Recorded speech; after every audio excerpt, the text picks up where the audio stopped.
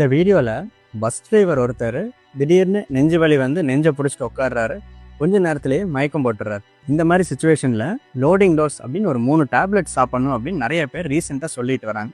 இந்த loading dose சாப்பிட்றது correct தான், பட் அதனோட ரியாலிட்டி என்ன அப்படிங்கிறத நம்ம இந்த ரீலில் பார்க்கலாம். ஒருத்தருக்கு ஹார்ட் அட்டாக்னால நெஞ்சு வலி வருதுன்னா அதுக்கு காரணம் நம்ம இதயத்துக்கு போகிற ரத்த குழாயில் ஏற்படுற அடைப்பு.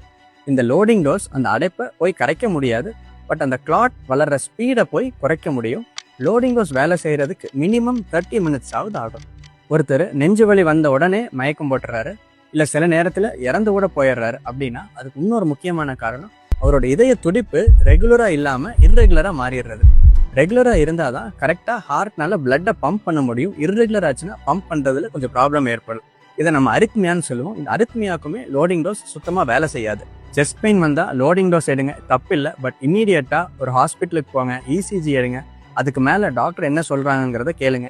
லோடிங் டோஸ் எடுத்துட்டோம் அப்படின்னு சொல்லிட்டு கொஞ்சம் ரிலாக்ஸ்டாக இருந்தீங்கன்னா அதுதான் பெரிய ப்ராப்ளம் பண்ணிடும். ஸோ எப்போவுமே கரெக்ட் ட்ரீட்மெண்ட் தான் உங்கள் லைஃப்பை சேவ் பண்ணும். இந்த இன்ஃபர்மேஷன் ஒருத்தருக்கு கண்டிப்பாக லைஃப் சேவிங்காக கூட இருக்கலாம். ஸோ கண்டிப்பாக இந்த ரீலை மற்றவங்களுக்கு ஷேர் பண்ணுங்கள்.